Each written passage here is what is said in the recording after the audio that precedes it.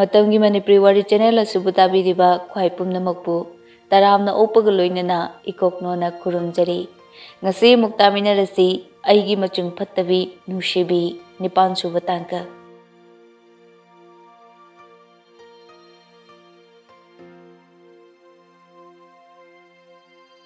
Pari munatai kumdi kumde memcha su cha puraga mangolda lai memchana se cha pairo Pari cha du thai aduga harai Baba ai khangnaba leite ai yum pangi khandre akoi boina oina hongbirasira memchana ibungo karino nangna haribadubo ja chutina dabi nupi dugidamakta namana pa akoi gidi karimta khandrabro nangbo nang ngairi ngaida nachal asisu matam hendokidorene Panthogi khangnaba leradi yum changala oima aigidi matam khara pibiyu imana yum palo haragadi mi amadi le mago oradi ai lohongba haibdo yai memcha harauna ha kanano kari lamdagino ima da hayu ima hekta chatlaga hainaruge ima maming su khangde lam su kadai dagino khangde khangnaba thikige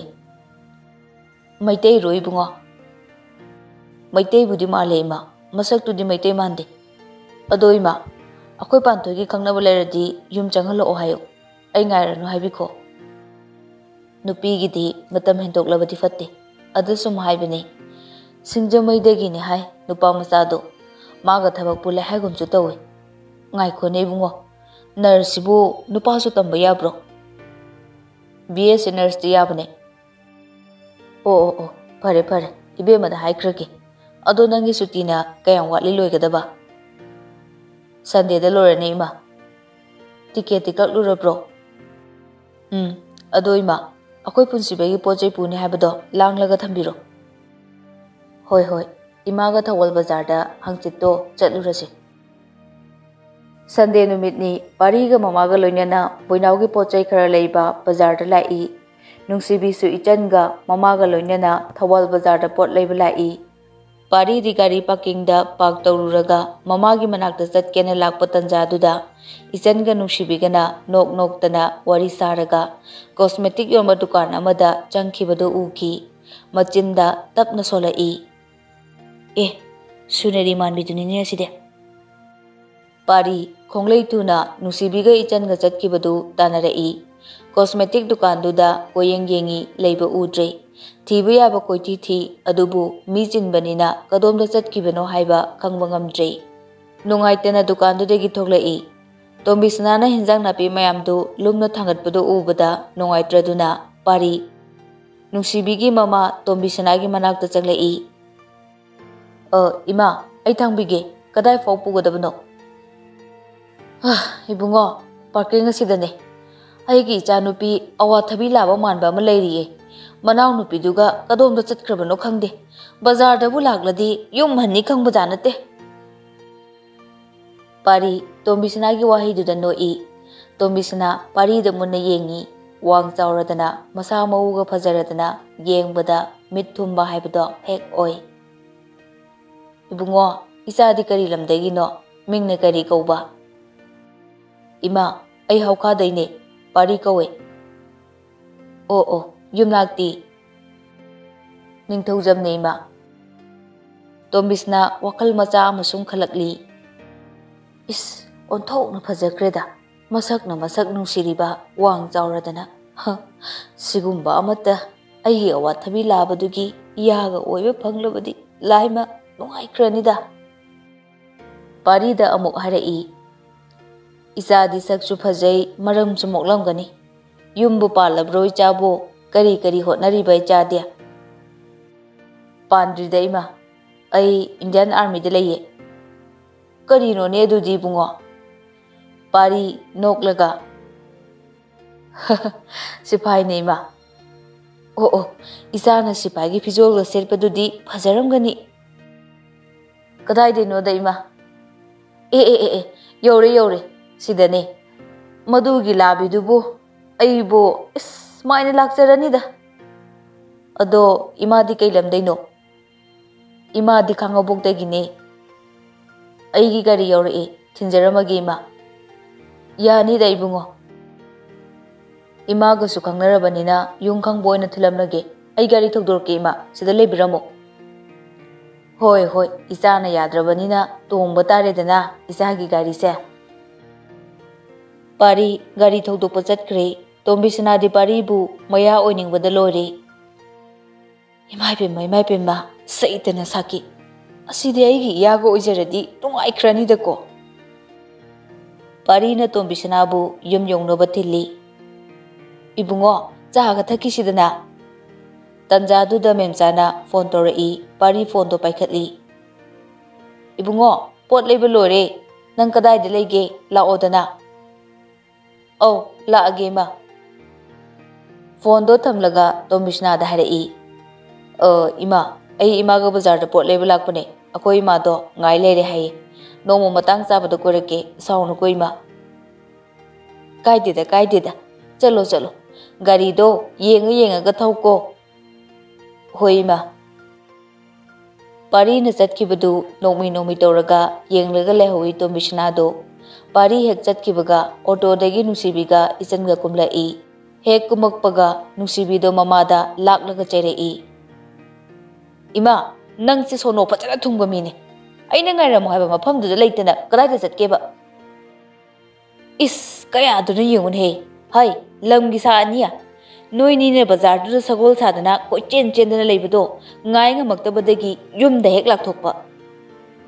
Is aikoi ni ne ima tibada bazar do satle. Ron manga rak surure thiriba. Aduga parking da amuk lai. Mingon da hangbadana kanai car no amada tonga chakre hare. Natte ima bu car da amna chopa yuara ba. Is noi ni na thole tena thibiriba. Mi masaka phachakra bazani ibungo pari do pakhang Sipai su oriba. Masi hanu bisidi kaida amani ne. Ibok to nang lai sai ngai da senaba otong waram gani. Khatmal leba. Hai soksinaraga changkinu. Pot ka se thanglu la. Hongamdre suk thang.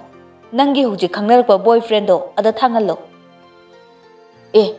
Kaino boyfriend haidia. Nangi nupa anobudu. Kaya aduna yengune machin da pet thi bazane masi nang lera mo khangni ba numidangi matamni memcha machana pugadaba phirol pochei singdo loiseli parina chakhumda chak thongli memcha na ibungo nangbo khoi manipurda transfer lakna ba haine baduna kayang watlige ima tha ani humda ngaire kadai waida ta doiba adudia Akoi sigi tomjing sidani ma. Hoine nungairani dudi. Chak loiraduna mama macha makoi uhum chak chaminaraga loiraba matungda pari magi kada changlai. Ngasai ukiba suniri manbido aduni parigi mitta hojik uribasi. Pari piklingai digi mapalamda Ramkrishna Mission School da class 6 dagi tamlai. Suniri Singh Bedi Parigi classmate ni Delhi degi ni Punjab ni Angang oringai degi tinarakpa marup Suniri amadi pari chauraklaga nungsinabada onki jati nadabana khara hena su nungsinai habaduni pari amadi Suniri aduki matik nungsinaki adubu Suniri gi mapa Rasbir Delhi gi sanjau paiba Diamond Merchant ni Suniri gi nungsibabu mapa Rasbir na accept tawkhide Magi business partner Mukesh Mandan gi machanupada thajaki. Pari amadi Suneri lohongadaba hapta ama watlingaida nongma ahing ama moi ani anakpa laisang amada lohongnaba chenki adubu mapana thatokpa gunda singduna pari gi mathadagi Suneri bu mullaga puki. Pari bu thina phubiraga hundoklaga thanami laibak thiba thodokdudagi pari punsida yum palaroi haina chap yungna lepki.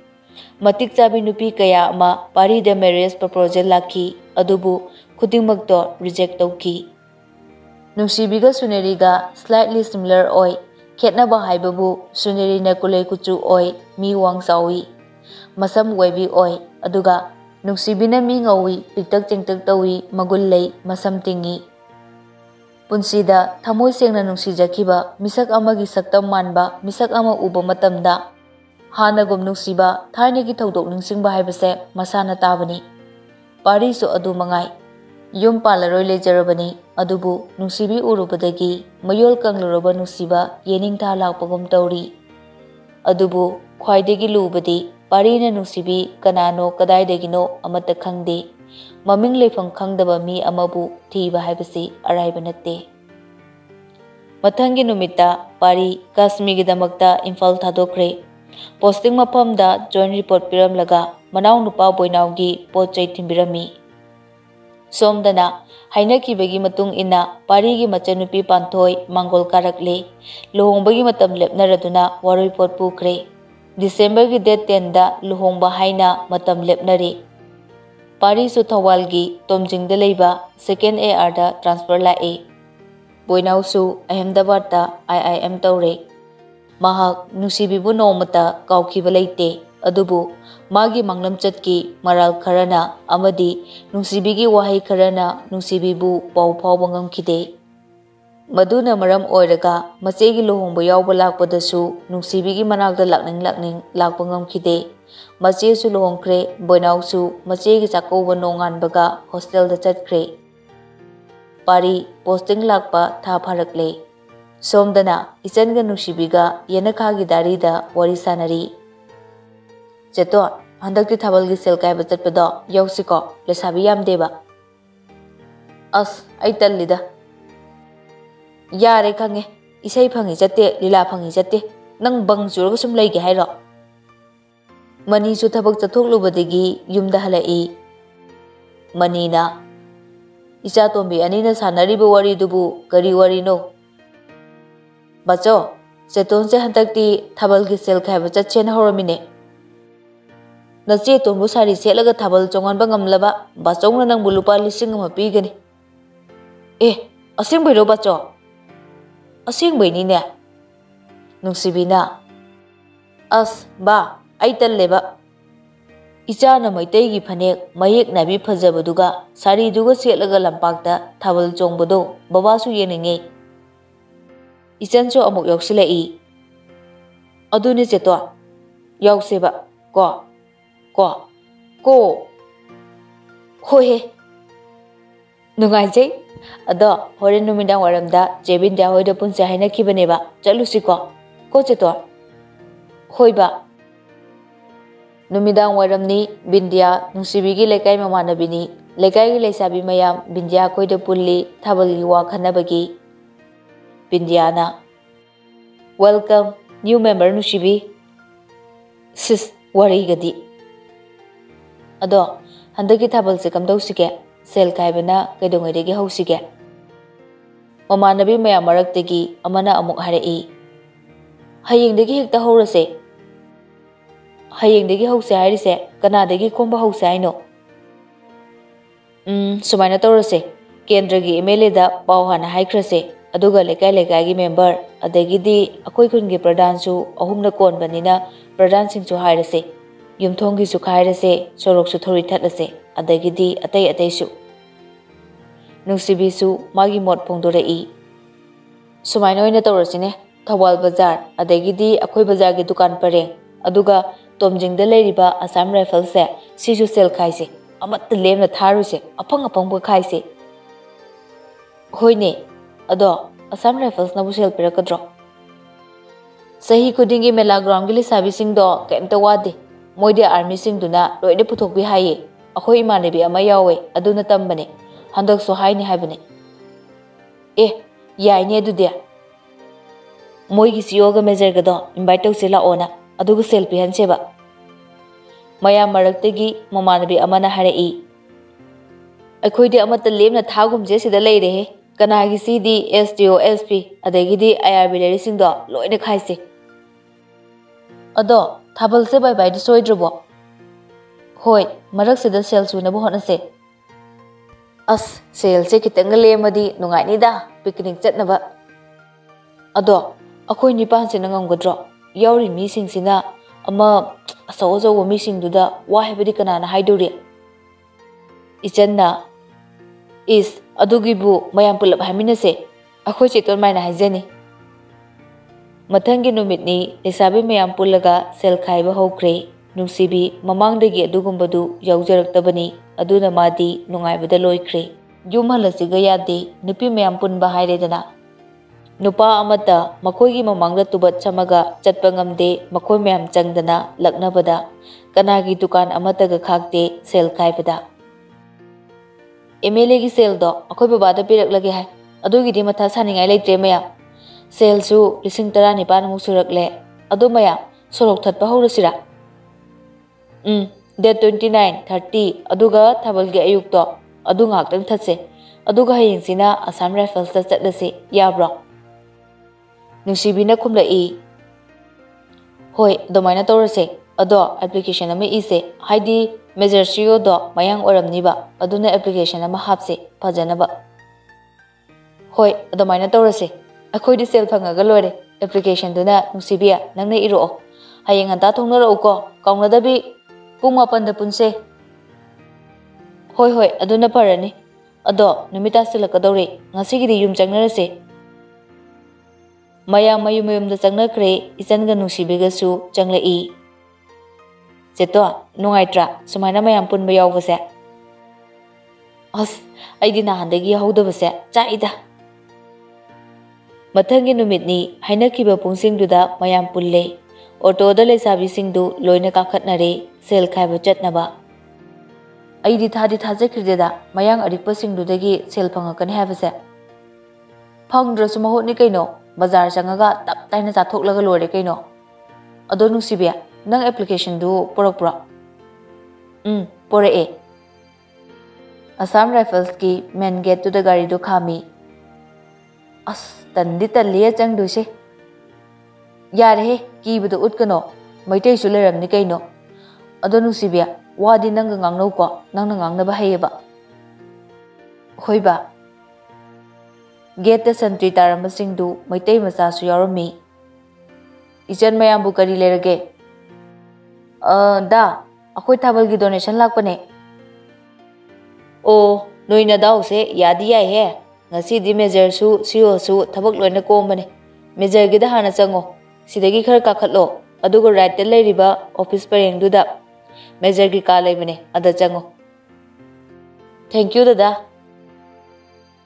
Mayam do murum sonai santri duna talakpa matung inna office ta leiba adom da laklami major gi rungi mapanda leplaga leinei mayam do nupa ama major da sign tongnaba file ama puraga lai isan sing kari lerage da major ga CEO ga da thabalgi sel khara pangbiyo haigena lakpane adu de ai habige ngak ngaramuko nupa du file du sign ton baloibaga harai sir mapanda angang nupi masa sing khara lakli thabalgi donation khara hapiona chango hayo hoi sir nupa du thokre ichal ma'am noi ma'am gi mahut ama changaga hairo ha as kana changi tawriside Nungshibi nang oini chango as ngamaroida somda na pari thongjinda leiriba socket da phone charge togena changlei aduga Nungshibi bu changona mamanabi mayamna insilapagi force tuna heman kibana Nungshibi uptu tuge tawi pari da thomjili aduga pari gi mathakta Nungshibi tasili ani do mit kuptana ngayaktang munna yengnei Nungshibi ikai boy kari boy phuk hakotli masadu ihei heinede pari su ikai hagotli sorry sir kaishu kaidida sir se maitai ro mandrabo aidi nagamis mijo atopa community ga malure maitai nida adu sir imanabi kai kausilupa yagadro yai kausilo Nungshibi mapanda leriba mamanabi singdu kausili mapanda leramliba singdu pari gi office manungda changlai kari leraba isal mayamna lakbo sir akoi lekai gi lampakta chahi khudingi ariba chahibu bai toraga anauba chahibu taramna okpo oina bai bai no meta thabal chonge adogi sel gi donation lakchabane sir busu lakpiyo haina invite tawjari pari phagi tawi ꯑꯩꯈꯣꯏꯁꯨ ꯆꯣꯡꯕ ꯌꯥꯎꯕ ꯌꯥꯒꯗ꯭ꯔꯣ? ꯍꯣꯏ ꯌꯥꯅꯤꯌꯦ ꯁꯥꯔ꯫ ꯋꯥꯂꯦꯠꯇꯒꯤ 5,000 ꯂꯧꯊꯣꯔꯛꯏ ꯑꯗꯨꯒ ꯂꯩꯁꯥꯕꯤꯁꯤꯡꯗꯨꯗ ꯄꯤ꯫ ꯁꯦ ꯌꯥꯝꯗꯤ ꯌꯥꯝꯗꯦ, ꯁꯤꯅ ꯑꯩꯒꯤ ꯁꯥꯏꯠꯇꯒꯤꯅꯤꯀꯣ꯫ ꯊꯦꯡꯛ ꯌꯨ ꯁꯥꯔ꯫ ꯑꯗꯣ ꯁꯥꯔ, ꯁꯤꯑꯣꯗꯁꯨ ꯈꯔ ꯍꯥꯏꯕꯤꯌꯣ ꯁꯥꯔꯅ꯫ ꯍꯧꯖꯤꯛꯇꯤ ꯁꯤꯑꯣ ꯂꯩꯇꯦ, ꯊꯕꯛ ꯑꯃ ꯆꯠꯊꯣꯛꯈꯤ꯫ ꯅꯣꯏ ꯄꯥꯔꯇꯤꯁꯤꯒꯤ ꯃꯔꯛꯇꯒꯤ ꯅꯝꯕꯔ ꯑꯃ ꯄꯤꯔꯝꯃꯣ, ꯁꯤꯑꯣ ꯂꯩꯕ ꯃꯇꯝꯗ ꯎꯅꯅꯕ ꯄꯥꯎ ꯄꯤꯔꯛꯅꯕ꯫ ꯃꯃꯥꯟꯅꯕꯤ ꯃꯌꯥꯝꯗꯨ ꯅꯨꯡꯁꯤꯕꯤꯗ ꯌꯦꯡꯂꯛꯏ꯫ ꯃꯤꯠꯌꯦꯡꯗꯨꯒꯤ ꯑꯥꯔꯊ ꯈꯪꯂꯗꯨꯅ ꯅꯨꯡꯁꯤꯕꯤ ꯃꯥꯒꯤ ꯅꯝꯕꯔꯗꯨ ꯆꯦꯆꯦꯠ ꯑꯃꯗ ꯏꯔꯒ ꯄꯤ꯫ ꯑꯩꯈꯣꯏ ꯁꯤꯑꯣꯁꯦ ꯃꯩꯇꯩ ꯅꯠꯇ꯭ꯔꯕꯁꯨ ꯑꯩꯈꯣꯏꯒꯤ ꯃꯩꯇꯩꯒꯤ ꯊꯥꯕꯜ ꯆꯣꯡꯕꯁꯦ ꯌꯥꯝꯅ ꯄꯥꯝꯖꯕꯅꯤ, ꯁꯣꯏꯗꯅ ꯍꯥꯄꯛꯀꯅꯤꯗ꯫ ꯑꯗꯨꯗꯤ ꯁꯥꯔ, ꯑꯩꯈꯣꯏ ꯑꯃꯨꯛ ꯆꯠꯂꯒꯦ꯫ ꯐꯔꯦ, ꯌꯧꯔꯣ꯫ ꯆꯠꯂꯝꯗꯥꯏꯗ ꯅꯨꯡꯁꯤꯕꯤ ꯄꯥꯔꯤꯗ ꯃꯥꯏ ꯂꯩꯊꯣꯛꯂꯒ ꯍꯥꯏꯐꯦꯠꯇꯪ ꯌꯦꯡꯂꯝꯃꯤ꯫ ꯄꯥꯔꯤꯁꯨ ꯅꯨꯡꯁꯤꯕꯤꯗ ꯊꯃꯣꯏ ꯍꯨꯕ ꯁ꯭ꯃꯥꯏꯜ ꯑꯃ ꯄꯤ꯫ ꯇꯁꯦꯡꯅ ꯄꯥꯔꯤꯅ ꯅꯣꯛꯄꯁꯤ ꯃꯤ ꯌꯥꯝꯅ ꯁꯨꯝꯍꯠꯂꯤ, ꯅꯣꯛꯄꯗ ꯑꯗꯨꯛꯀꯤ ꯃꯇꯤꯛ ꯐꯖꯩ꯫ ꯂꯩꯁꯥꯕꯤ ꯃꯌꯥꯝꯗꯣ ꯊꯣꯛꯈꯤꯕꯗ ꯃꯔꯨꯝ ꯁꯣꯟꯅꯔꯒ ꯆꯠꯈꯤ꯫ ꯑꯁ, ꯍꯧꯖꯤꯛꯀꯤ ꯃꯦꯖꯔꯗꯨꯗꯤ ꯈꯨꯐꯖ ꯑꯃ, ꯄꯥꯈꯪꯒ ꯑꯣꯏꯔꯝꯃꯗꯤ ꯅꯨꯡꯉꯥꯏꯈ꯭ꯔꯅꯤꯗ꯫ ꯑꯁ, ꯈꯨꯂꯦꯝꯗꯣ ꯅꯣꯛꯄꯗꯒꯅ ꯃꯆꯤꯟ ꯅꯥꯝꯃꯒ ꯄꯩꯔꯞ ꯇꯧꯔꯒ ꯑꯁ ꯑꯩꯗꯤ ꯉꯥꯎꯔꯦ꯫ ꯅꯨꯡꯁꯤꯕꯤꯅ ꯈꯨꯝꯂꯛꯏ꯫ ꯌꯥꯔꯦ ꯏꯕꯦꯝꯃ, ꯅꯋꯥ ꯂꯩꯅ ꯑꯇꯣꯞꯄꯗ ꯃꯤꯇꯥꯔꯤꯕ ꯁꯥ, ꯅꯃꯤꯠꯇꯣ ꯀꯣꯠꯆꯅꯤꯀꯣ꯫ ꯁꯣꯝꯗꯅ ꯅꯨꯡꯁꯤꯕꯤꯅ ꯄꯤꯔꯝꯕ ꯐꯣꯟ ꯅꯝꯕꯔ ꯏꯕ ꯆꯦ ꯃꯆꯦꯠꯇꯨꯗ ꯃꯨꯟꯅ ꯌꯦꯡꯂꯒ ꯂꯩ꯫ ꯃꯇꯝ ꯀꯨꯏꯅꯗꯒꯤ ꯉꯥꯏꯖꯔꯛꯄ ꯃꯤꯁꯛ ꯑꯃ ꯃꯁꯥꯅ ꯃꯈꯣꯡꯅ ꯊꯣꯡꯅ ꯏꯅꯥꯛꯇ ꯂꯥꯛꯂꯕꯗ ꯍꯔꯥꯎꯔꯣꯏꯗꯕ ꯀꯅꯥꯕꯨ ꯂꯩꯔꯝꯒꯅꯤ?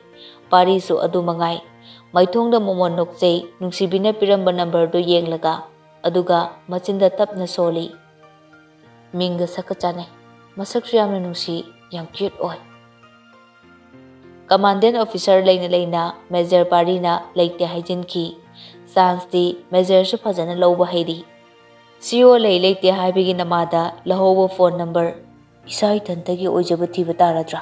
ꯅꯠꯇꯦ, ꯅꯨꯡꯁꯤꯕꯒꯤ ꯂꯥꯟꯐꯝꯗ ꯇꯧꯍꯣꯏꯗꯕ ꯂꯩꯇꯦ꯫ ꯁꯣꯝꯗꯁꯨ ꯅꯨꯡꯁꯤꯕꯤ ꯃꯄꯨꯟꯁꯤꯗ ꯊꯃꯣꯏꯅ ꯈꯣꯏꯗꯥꯈꯤꯕ ꯃꯤꯁꯛꯇꯤ ꯂꯩꯈꯤꯗꯦ꯫ ꯕꯣꯏꯅꯥꯎꯗꯤ ꯂꯣꯏꯅꯔꯨꯕ ꯇꯤꯟꯅꯔꯨꯕꯒꯤ ꯃꯤꯑꯣꯏꯕꯅꯤꯅ ꯅꯨꯡꯁꯤꯕ ꯐꯥꯎꯈꯤꯕꯅꯤ꯫ ꯃꯁꯤꯗꯤ ꯃꯤꯄꯨꯝ ꯈꯨꯗꯤꯡꯃꯛ ꯐꯥꯎꯒꯅꯤ꯫ ꯑꯗꯨꯕꯨ ꯉꯁꯤꯗꯤ ꯀꯔꯤꯒꯤꯅꯣ ꯈꯪꯗꯦ, ꯄꯥꯔꯤꯕꯨ ꯎꯔꯒ ꯊꯃꯣꯏꯗ ꯍꯥꯏꯐꯝ ꯈꯪꯗꯕ ꯏꯍꯨꯜ ꯑꯃ ꯐꯥꯎꯔꯛꯈꯤ꯫ ꯏꯍꯨꯜꯁꯤ ꯑꯄꯥꯝꯕ꯭ꯔꯥ, ꯅꯨꯡꯁꯤꯕ꯭ꯔꯥ, ꯃꯁꯥꯅ ꯈꯪꯕ ꯉꯝꯖꯗꯦ꯫ ꯑꯗꯨꯕꯨ ꯂꯥꯡꯇꯛꯅꯕꯗꯤ ꯐꯥꯎꯔꯤ꯫ ꯊꯥꯕꯜꯒꯤ ꯂꯩꯁꯥꯕꯤ ꯃꯌꯥꯝꯗꯨ ꯑꯁꯥꯝ ꯔꯥꯏꯐꯜꯁꯇꯒꯤ ꯊꯣꯛꯂꯛꯂꯒ ꯑꯇꯩ ꯌꯨꯝꯊꯣꯡꯒꯤ ꯁꯦꯜ ꯈꯥꯏꯕ ꯆꯪꯉꯤ꯫ ꯅꯨꯡꯁꯤꯕꯤꯗꯤ ꯃꯣꯟꯗ꯭ꯔꯪ ꯑꯃꯗ ꯇꯥꯎꯔꯤ꯫ ꯉꯁꯥꯏ ꯇꯨꯁꯤꯟꯃꯤꯟꯅꯈꯤꯕ ꯃꯦꯖꯔ ꯄꯥꯔꯤꯅ ꯅꯣꯛꯐꯦꯠ ꯇꯧꯅ ꯃꯉꯣꯟꯗ ꯌꯦꯡꯂꯒ ꯋꯥ ꯉꯥꯡꯉꯛꯈꯤꯕ ꯑꯗꯨꯇꯅꯤ ꯃꯤꯠꯇ ꯎꯔꯤꯕ꯫ ꯆꯦꯇꯣꯔ, ꯈꯪꯉꯤꯍꯦ, ꯇꯞꯅ ꯀꯧꯔꯛꯄ ꯌꯥꯗ꯭ꯔꯣ?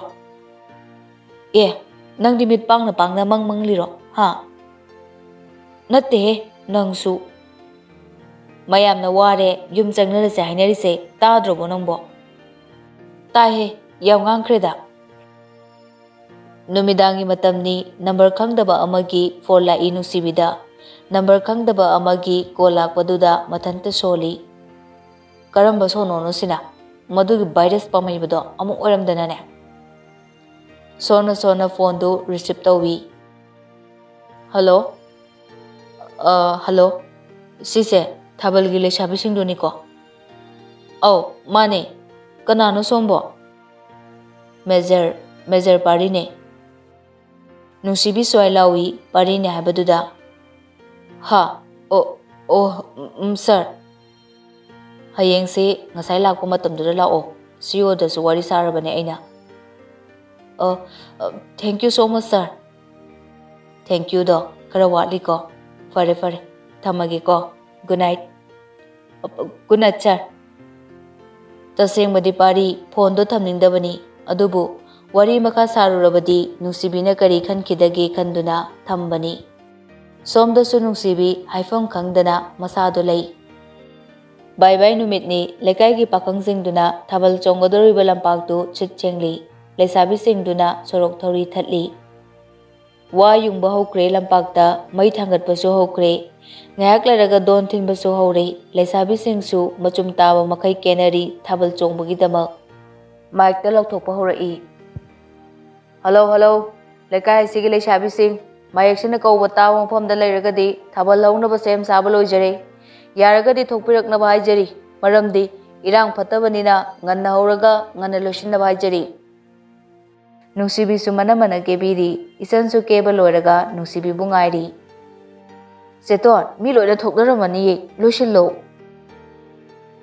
ꯍꯪꯒꯥꯝ ꯃꯄꯥꯜ ꯃꯆꯨꯒꯤ ꯃꯌꯦꯛ ꯅꯥꯏꯕꯤ ꯍꯤꯒꯣꯛ ꯃꯆꯨꯒꯤ ꯔꯥꯅꯤ ꯐꯤ ꯑꯃꯨꯕ ꯃꯆꯨꯒꯤ ꯕ꯭ꯂꯥꯎꯁ ꯂꯥꯏꯕꯛꯇ ꯄꯤꯇꯛ ꯇꯧꯕ ꯕꯤꯟꯗꯤ ꯅꯥꯗ ꯅꯥꯌꯤꯟ ꯉꯁꯤꯗꯤ ꯅꯨꯡꯁꯤꯕꯤ ꯃꯤꯐꯝ ꯍꯣꯡꯗꯅ ꯌꯦꯡꯅꯤꯡꯕ ꯐꯥꯎꯏ ꯑꯗꯨꯛꯀꯤ ꯃꯇꯤꯛ ꯐꯖꯩ ꯑꯁ ꯏꯅꯝꯃ ꯐꯅꯦꯛꯁꯤꯗꯤ ꯁꯣꯒ ꯂꯣꯏ ꯐꯨꯜꯂꯦꯗ ꯍꯩ ꯀꯩꯁꯨ ꯇꯧꯔꯣꯏ ꯈ꯭ꯋꯥꯏꯗꯒꯤ ꯌꯥꯝꯕ ꯐꯅꯦꯛꯅꯤ ꯑꯩꯅ ꯄꯤꯔꯤꯗꯣ ꯌꯥꯔꯕꯣ ꯏꯅꯝꯃ ꯌꯥꯔꯦ ꯌꯥꯔꯦ ꯏꯆꯟꯅ ꯄꯨꯝꯍꯦꯟ ꯍꯦꯜꯂꯦ ꯉꯁꯤꯗꯤ ꯏꯆꯟꯅ ꯑꯃꯨꯛ ꯃꯔꯛ ꯊꯠꯅ ꯍꯪꯂꯛꯏ ꯑꯩꯗꯤ ꯏꯅꯝꯃ ꯆꯦꯇꯣꯟ ꯈꯛ ꯐꯖꯕ꯭ꯔꯣ ꯍꯩꯃꯥ ꯏꯆꯟꯁꯨ ꯐꯖꯩꯌꯦ ꯇꯟꯖꯥꯗꯨꯗ ꯅꯨꯡꯁꯤꯕꯤꯒꯤ ꯐꯣꯟꯗꯨ ꯔꯤꯡ ꯂꯥꯛꯏ ꯍꯥꯏꯗꯨꯅ ꯌꯦꯡꯂꯨꯕꯗ ꯃꯦꯖꯔ ꯁꯥꯔ ꯀꯣꯂꯤꯡ ꯍꯥꯏꯅ ꯆꯣꯡꯊꯣꯛꯇꯨꯅ ꯂꯩꯔꯝꯃꯤ ꯅꯨꯡꯁꯤꯕꯤ ꯐꯣꯟꯗꯨ ꯔꯤꯁꯤꯞ ꯇꯧꯏ ꯍꯜꯂꯣ ꯁꯥꯔ ꯑꯁ ꯅꯣꯏ ꯊꯥꯕꯜꯁꯨ ꯍꯧꯗ꯭ꯔꯤ ꯁꯥꯔ ꯍꯧꯔꯗꯧꯕꯅꯦ ꯂꯣꯏꯁꯤꯟꯕ ꯂꯣꯏꯔꯦ ꯁꯥꯔ ꯑꯩꯈꯣꯏ ꯂꯥꯛꯑꯕꯣ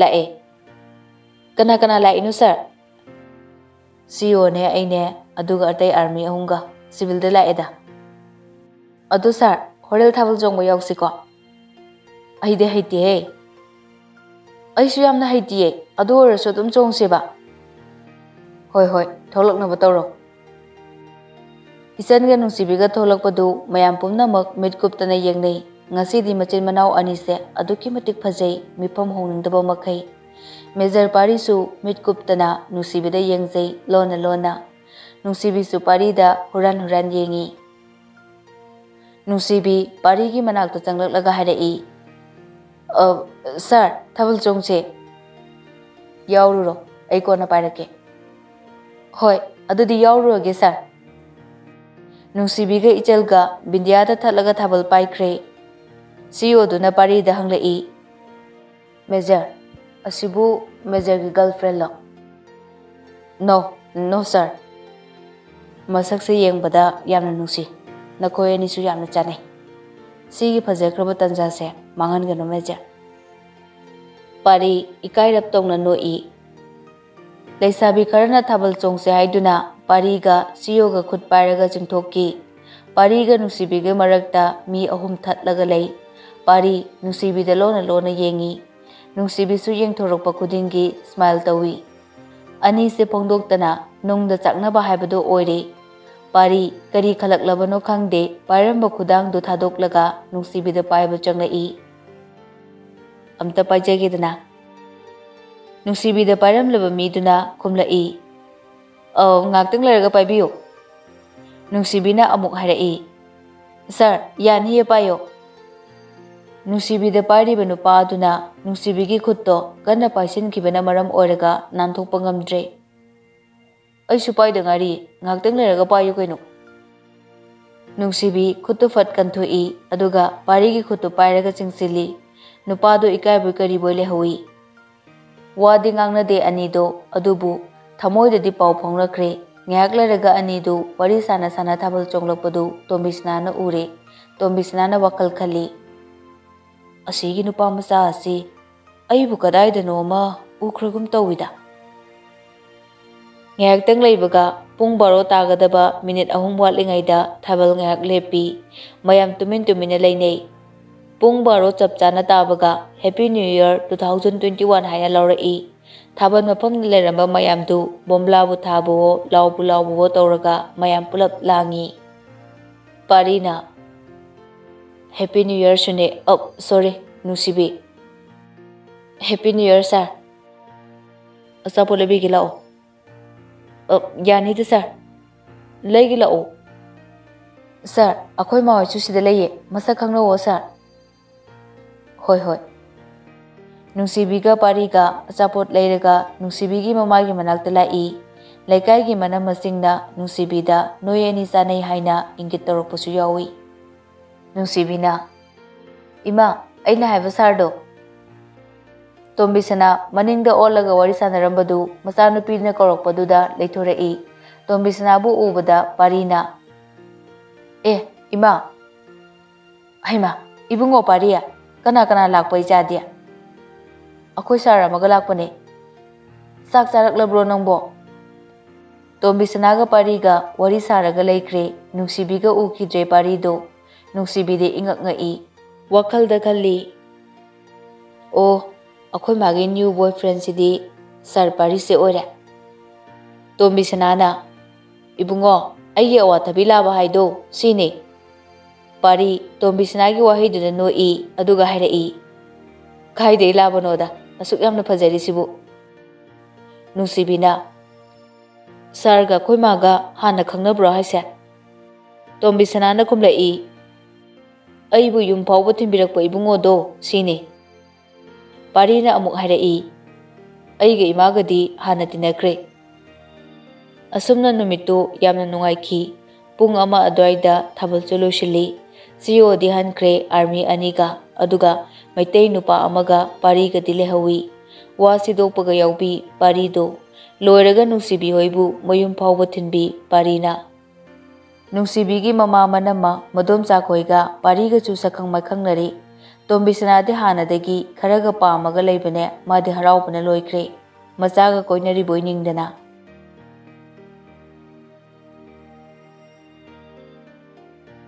Matang asida aigi nungsiraba listener singbu amuka hana khurumjari. Makha taba tangkak hayeng amuk taminarasi.